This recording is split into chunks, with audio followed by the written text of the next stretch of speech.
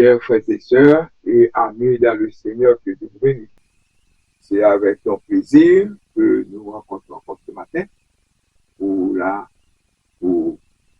lecture de la parole de Dieu, bien le message de la parole de Dieu. Sans plus tarder, nous allons faire la lecture de la parole de Dieu dans le livre de Marc, l'évangile de Marc, chapitre 1er, versets 1 à 12. L'évangile, chapitre 2, Marc, chapitre 1, verset 1 à 12. Donc, pour sauvegarder du temps, nous n'allons pas faire toute la lecture. Nous allons faire la lecture de versets pour même. C'est le verset 4 et le verset 5. Et puis, au cours de notre développement de notre message, nous allons faire référence avec les autres versets pour même. Verset 4, à qui ça dit?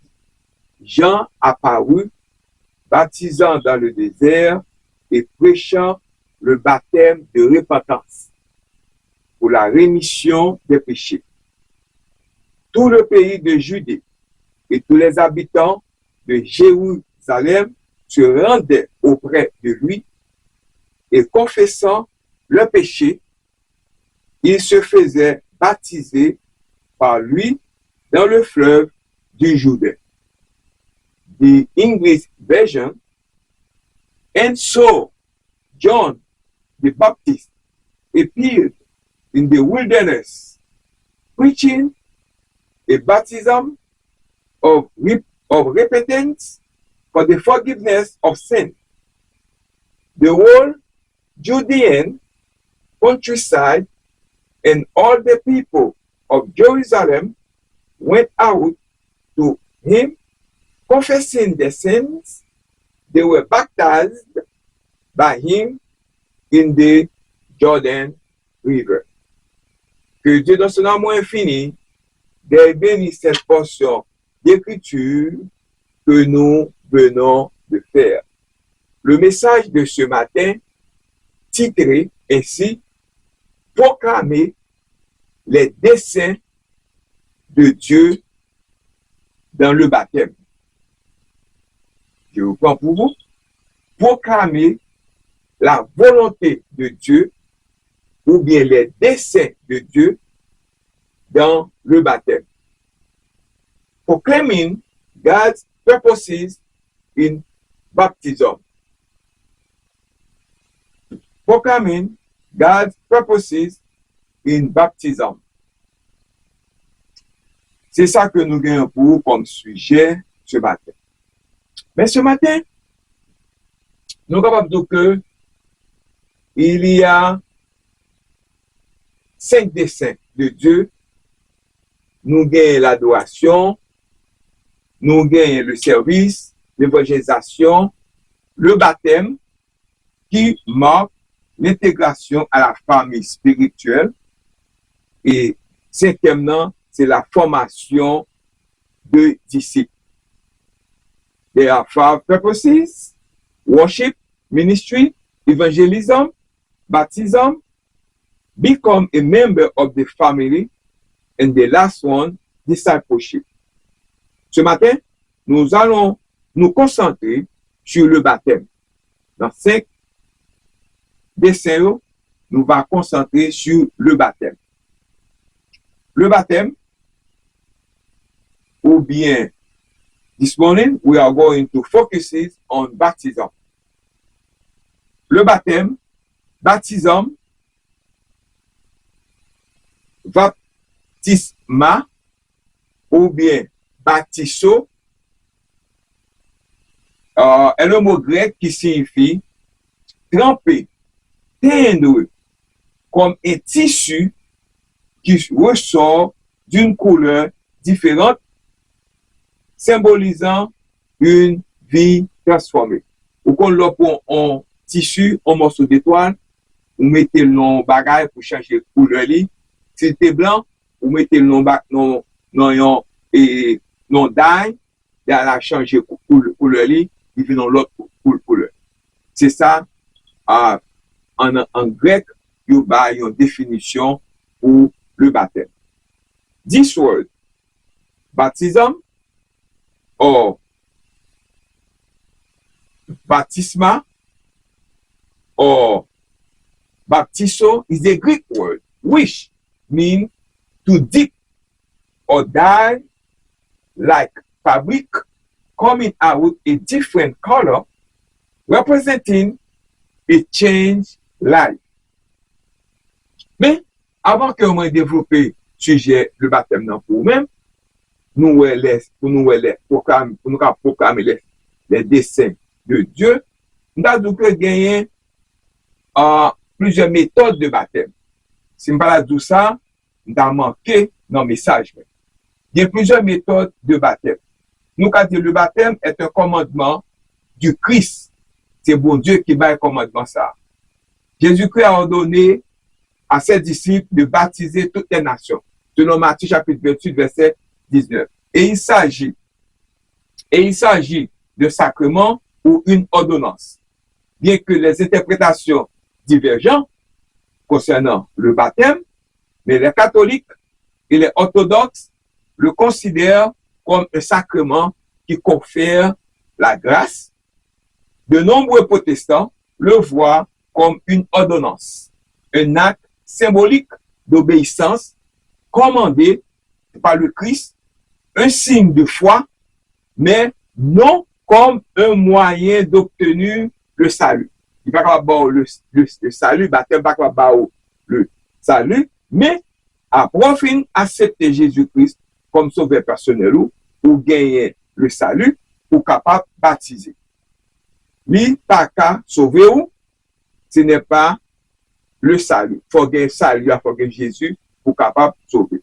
Mais je suis capable de dire que gagner ça nous relève, baptism is commanded by Christ. Jesus commanded his followers to baptize all nations, according to Matthew chapter 28, verse 19, and an ordinance, though interpretation differ, Catholic or Orthodox see it as a sacrament that impacts grace. Many Protestants see it as an ordinance, symbolic act of obedience, commanded by Christ, a sign of faith, but not a means of saving grace itself. Il va ça va sauver seulement pour baptiser. Mais il y a plusieurs méthodes de baptême. Il y a plusieurs méthodes que l'Église domination a adoptées pour le baptême. Premièrement, nous sommes capables de dire que l'immersion, baptisme, le baptême par immersion est une pratique chrétienne où le corps entier d'une personne est complètement immergé dans l'eau. Il plonge dans l'eau, symbolisant la mort au péché et la résurrection à une vie nouvelle en Christ. Reflétant le sens grec original de baptiser qui signifie prolonger ou immerger. Par exemple, moi j'ai un picture pour montrer où, mais picture ça, qui montre où il y a un monde qui a baptisé, ça sont baptisés, ça c'est immersion. Ça veut dire que le monde ça est plongé totalement dans l'eau. Ça c'est immersion. OK? Donc le deuxième c'est le pouring baptism. Pouring baptism, vider de l'eau sous tête moun. Le baptême est une aspersion ou effusion est une pratique chrétienne où l'eau est versée sur la tête d'une personne. C'est le côté où vider de l'eau sous tête moun. Par exemple, on va l'autre picture là pour montrer où l'eau cap vidé sous tête moun. Par exemple, ça c'est l'eau cap vidé ou l'eau cap vidé sous tête un bébé. Ça c'est le pouring baptism. Ça c'est de l'eau cap vidé sous tête un bébé avec l'autre monde. Ça c'est l'immersion. And the last one, dans mes parler où c'est ça nous relève sprinkling baptism. Sprinkling baptism c'est là que vous videz de l'eau, ou sprinkling de l'eau, ou fait, ça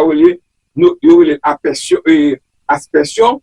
L'aspersion est une modalité du baptême chrétien où l'eau est aspergée, ou bien aspergée c'est anglais, c'est aspergée sur la tête ou le visage du baptisé. Ça, c'est de l'eau qui y a, sprinkling sur notre visage ou bien dans la tête. Tout ça, pour me dire que c'est ça relève à 3 méthodes de baptême. Donc, 3 méthodes de baptême. Mais dans la Bible, nous avons plusieurs mondes qui étaient baptisés. Dans plusieurs mondes qui étaient baptisés, Jésus-Christ est baptisé par Jean-Baptiste. Premièrement, nous avons Jésus qui est baptisé par Jean-Baptiste, selon Matthieu chapitre 3. Deuxièmement, nous avons Pentecôte crowd, about 3000 personnes, 3000 personnes, 3000 people, baptized, okay, after sermon, after Peter's sermon. Comme nous sommes baptisés, 3000 personnes. Et quatrième exemple, nous avons Éthiopien unique là, qui était baptisé par Philippe. Premièrement, c'était Jésus baptisé par Jean-Baptiste. Troisième, Pierre est baptisé, après sermon Pierre, il y a 3000 personnes qui étaient baptisés après prêtre fini péché. Et troisièmement, nous avons Éthiopien, c'est unique là, qui était baptisé par Philippe selon Actes chapitre 8 qui te montre ça. Mais finalement, c'est tout ça capable de baptême là. Mais maintenant, ça que moi t'avais voulu dire matin, sujet qui dit que proclamer les desseins de Dieu dans le baptême. Après qu'on finisse accepter Jésus-Christ comme sauveur personnel ou sauvé par la foi, donc ou gagner pour baptiser. Parce que son commandement lié de bon Dieu, ou pas capable de accepter Jésus comme sauveur personnel et puis ou pas baptiser autorité là. Il faut qu'on entre dans le Obeka, il faut qu'on entre dans la famille de Dieu. Parce que le baptême qui marque l'intégration à la famille spirituelle, ok, qui marque ou entrer dans la famille, qui marque l'intégration à la famille spirituelle.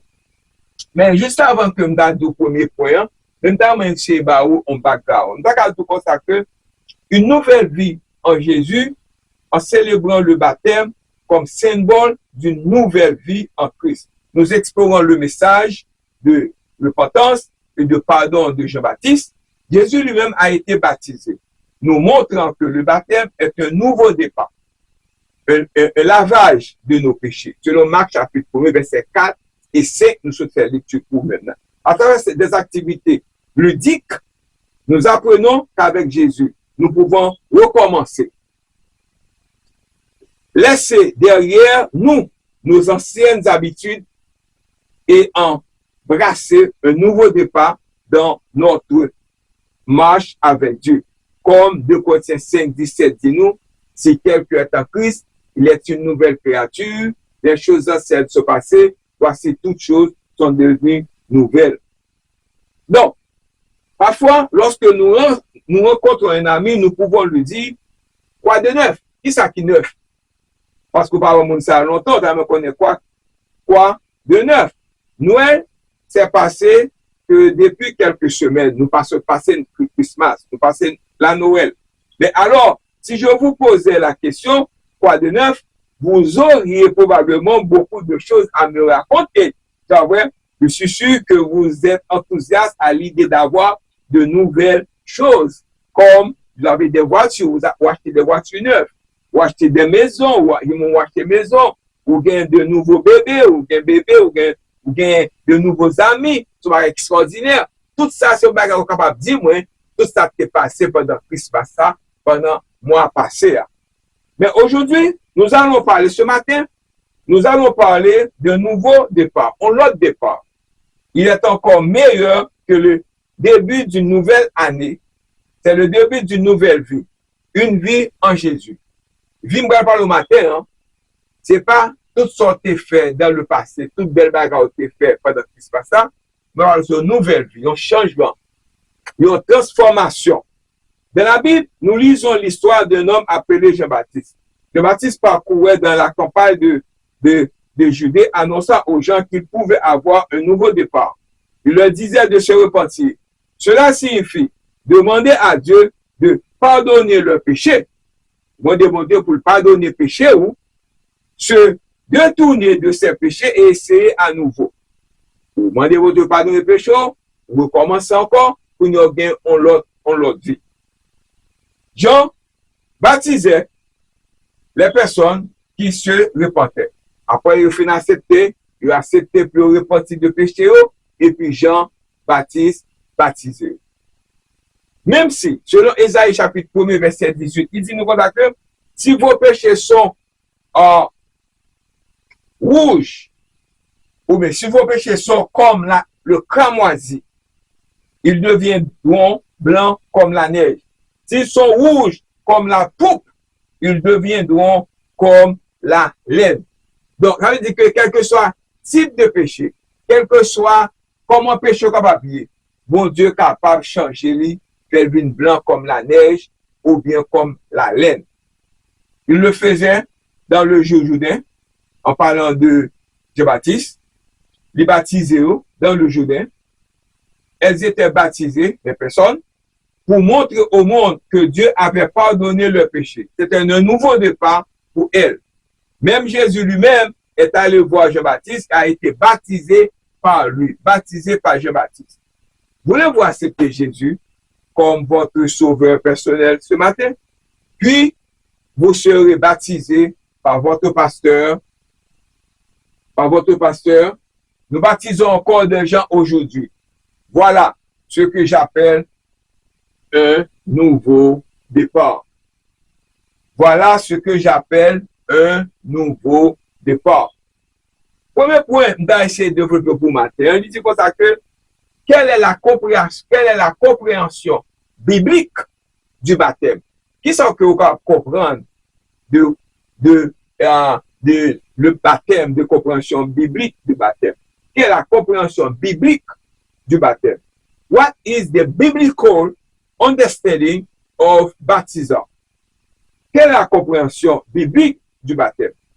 Ce message, ce matin, sur le baptême, explique comme un symbole puissant de la mort au péché, de la mort au péché et de la résurrection à une vie nouvelle en Christ. Une déclaration publique de foi.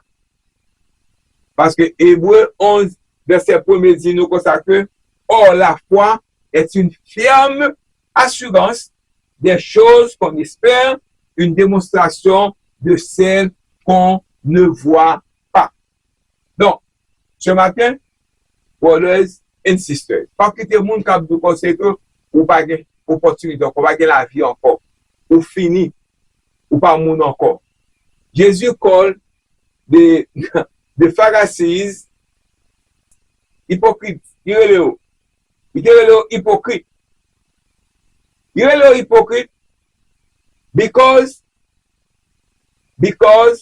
they outwardly observe religious rules but neglected the core principle of God's law, like justice, mercy, and faithfulness.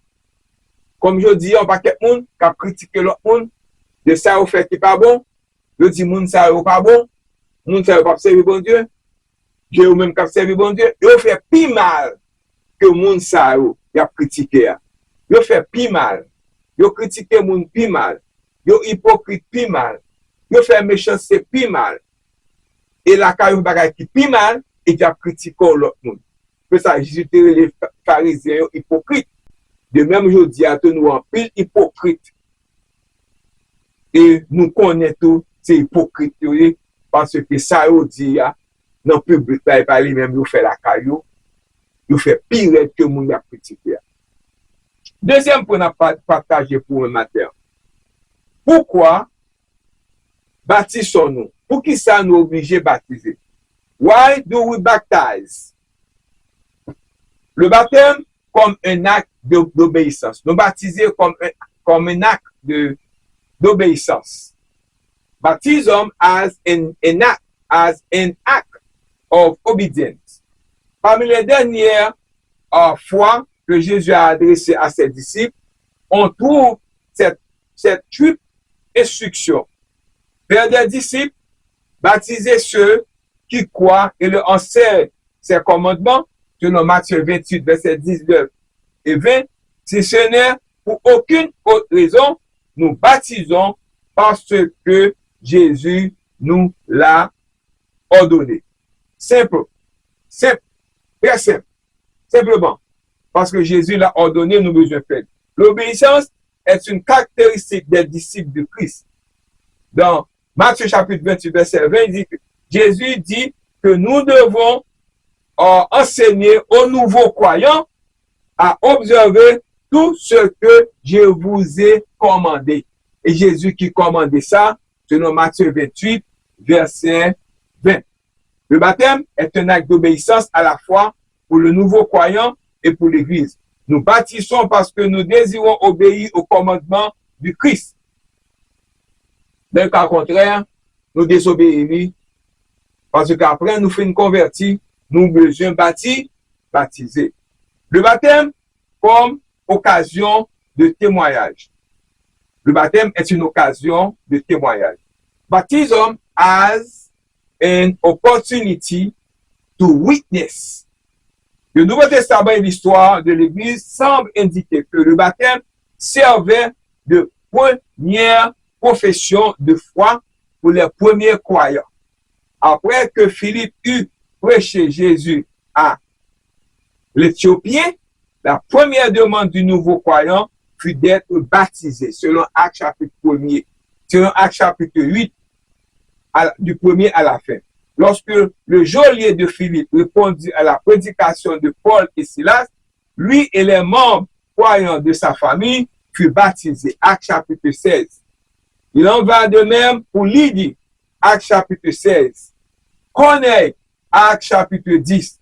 Les Corinthiens, Actes chapitre 18 et d'autres.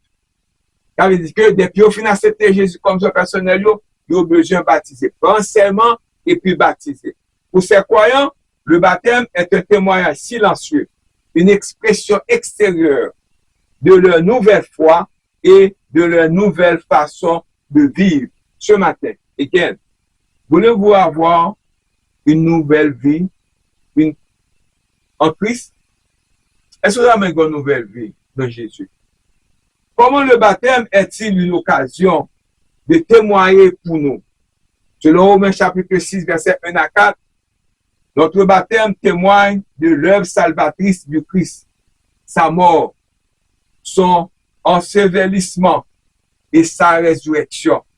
En tant que symbole, le baptême représente visuellement son ensevelissement et sa résurrection. Lorsque nous voyons un nouveau croyant entrer dans l'eau, s'y immerger et en ressortir, nous voyons ce que Jésus a fait pour nous sauver. Le baptême est une représentation saisissante de l'œuvre d'expiation du Christ. 1 Corinthiens chapitre 15, verset 1 à 4. Le baptême témoigne également ce qui se produit lors du salut. Romains chapitre 6, verset 3. Déclare que par le salut, nous avons été baptisés en Jésus-Christ et en sa mort. Le baptême symbolise que tout comme le Christ est mort, a été enseveli et est ressuscité, le croyant est mort, a été enseveli à lui-même et a maintenant une vie nouvelle en Jésus-Christ. Le baptême symbolise qu'il ou elle est une nouvelle créature en Christ. Ils sont l'autre monde. Il quitte le péché d'elle, il mourra avec lui, il ressuscite. Être une nouvelle créature en Christ se reflète même dans le terme baptême, le terme grec baptiso était couramment utilisé au premier siècle pour décrire l'action de tremper un tissu dans une teinture. Le tissu ressortait de la cuivre de teinture différent de ce qu'il était avant. il va sortir même gentil, sortir différent de saleté ou pas, de couleur auparavant. Être une nouvelle créature en Christ signifie que nos vies ont changé. Vie nous changé. Nous te vagabond, nous pas vagabond encore. Nous te bandit, nous pas bandit encore. Nous qu'on goumer amour, nous pas goumer amour encore. Nous qu'on lever cœur, nous pas lever cœur encore. Nous qu'on dit bêtise, nous pas dit bêtise encore. Nous qu'on que mari nous non colère, nous pas que mari nous colère. Madame nous mari nous qu'on bat nous, mari a pas battre nous encore. Tout ça que nous devons faire qui pas bon, qui contre la société, qui contre la morale, qui contre la parole de Dieu, nous pas faire ça encore. Parce que nous venons de l'autre monde, nous transformer, nous changer. L'évangile a changé nous. Il a fait nous faire des déclarations publiques, nous baptiser. Lorsqu'on baptise, avait dit que pour finir avec le monde, pour aller vers l'avant, pour servir mon Dieu. Oubliez, on leur dit pour servir mon Dieu. Pour pas vérité, même monde pour terre. Donc, lorsque les croyants adoptent un caractère semblable à celui du Christ, ce changement devient évident pour ceux qui les entourent. Le baptême symbolise ce changement chez le nouveau disciple du Christ. Finalement, le baptême aussi est un témoignage pour les non-croyants. À Gilgal, Josué érigea 13 pierres provenant du Jourdain. Josué chapitre 4, verset 21 à 24. Ces pierres servaient à la fois de mémorial aux actes salvateurs de Dieu et de moyen d'enseigner aux générations suivantes le Dieu qui les avait délivrés de toute mauvaise situation. Ce matin, est-ce que vous avez accepté Jésus comme sauveur personnel le matin? Pour la faire venir en l'autre monde, après finir accepter lui, et puis accepter lui comme sauveur personnel, et puis vous baptiser, ou mourir avec péché, ou finir avec ça, vous lever à Jésus-Christ. Le Saint-Esprit peut utiliser l'acte de baptême comme point d'entrée initial dans la vie de ceux qui viendront à la foi en Christ. Par conséquent, l'acte même du baptême peut servir de témoignage puissant de l'œuvre salvatrice du Christ et de l'expérience du salut du croyant. Le baptême comme porte d'entrée dans l'Église. Baptism as an open door into the church. L'Église primitive prenait clairement au sérieux le concept d'appartenance à l'Église pour ceux qui étaient nés de nouveau. Laissons qu'à faire tout à l'heure dans l'Église. Acte chapitre 2, verset 47. Nous dit que le Seigneur ajoutait chaque jour à leur nombre ceux qui étaient sauvés. La prédication de Pierre, plutôt dans Acte chapitre 2, nous apprend que ceux qui s'étaient repentis et avaient reçu le Christ étaient baptisés. Par conséquent, la première église était composée de ceux qui avaient été sauvés et qui avaient ensuite été baptisés. Malgré certaines différences culturelles et sociales évidentes entre l'église du premier siècle et l'église d'aujourd'hui, l'existence pour l'intégration à la communauté devrait toujours être le baptême des croyants. Il faut qu'on baptise. Après, finir accepter Jésus-Christ comme sauveur personnel ou besoin baptiser pour dire le monde, finir avant, et me aller vers l'avant, me pas faire battre encore. C'est ça que je dire ce matin. Pour accepter Jésus comme sauveur personnel parce que sans moi ça, il va vraiment perdu grâce de Dieu, va bien problème pour capable participer dans le service de l'Église. Et finalement, vous ayez accepté Jésus comme votre Seigneur et Sauveur aujourd'hui. Ou que marcheriez-vous avec Jésus? Que vous marcheriez avec Jésus depuis des décennies. Le baptême est un moment important dans la vie d'un croyant.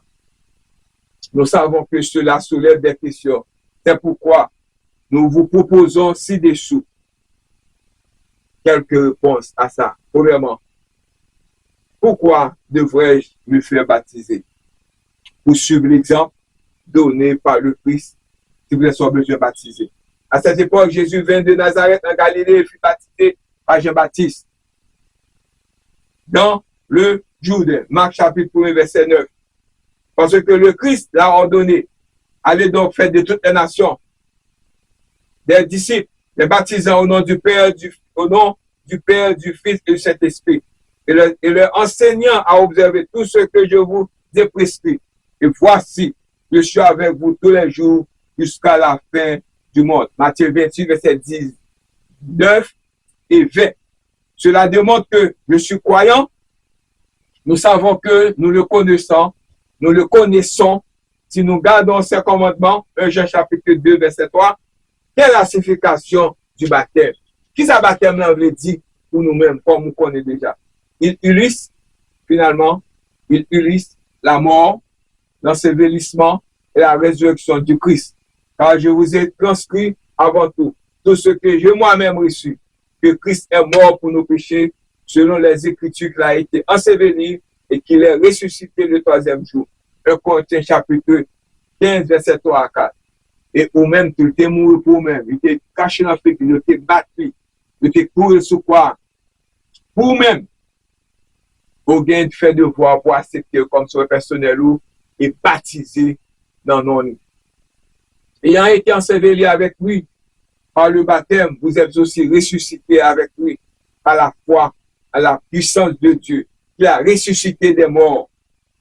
Pourquoi se faire baptiser par l'immersion? Parce que Jésus a été baptisé de cette manière, baptisé tout de la même manière que Jésus était baptisé. Dès que Jésus fut baptisé, il sortit de l'eau. Matthieu 3, verset 16. Comme Jésus sortait de l'eau, il sortit de l'eau. Chaque baptême de la Bible s'est fait par immersion, plongé dans l'eau. Par exemple, alors Philippe et l'unique descendirent tous deux dans l'eau et Philippe le baptisa. Quand il fut sorti de l'eau, le mot baptisé signifie plonger ou immerger. Cela symbolise le mieux l'ensevelissement et la résurrection. Ignorez-vous que vous tous qui avons été baptisés en Jésus-Christ, nous avons été baptisés en sa mort. Nous avons donc été ensevelis avec lui par le baptême en sa mort afin que comme Christ est ressuscité des morts par la gloire du Père, nous aussi, nous marchons en nouveauté de vie. Romains chapitre 6, verset 3 et 4. Brothers and sisters, qui doit être baptisé? Toute personne qui croit en Christ doit être baptisée. Tout le monde qui croit en Christ soit accepté ou doit être baptisé. Les croyants comprennent que leur péché les sépare de Dieu. Ils reconnaissent que la mort de Jésus-Christ sur la croix comble le fossé qui les sépare de Dieu. Ayant décidé de faire confiance à Christ, seul le salut. Ils suivent Christ par le baptême, symbole de leur nouvelle vie en Christ. Symbole de leur nouvelle vie en Christ. Whether you just accepted Jesus as your Lord and Savior today, or you've been walking with Jesus for decades, baptism is an important moment in the believer's life. We know that does come with some question. So below we have few answers for you. Why should I be baptized? To follow the example set by Christ. Because Christ commanded it, you have to do it. You have to do it. Therefore, go and make disciples of all nations, baptizing them in the name of the Father and of the Son and of the Holy Spirit, and teaching them to obey. Papito la matin. Pable que sujet que me dégaine, papito la matin. Pable sujet que me dégaine pour matin. Un sujet qui était vraiment intéressant. Il fait me connaître nécessité. Qui dit que, proclamer là. Proclamer les desseins. Proclamer les desseins. Proclamer les desseins. Proclamer les desseins. Proclamer les desseins de Dieu dans le baptême. Proclamer les desseins de Dieu dans le baptême. Proclaiming God's purposes in baptism. May God bless you. Have a beautiful Sunday. Bye bye. Amen. Bye bye.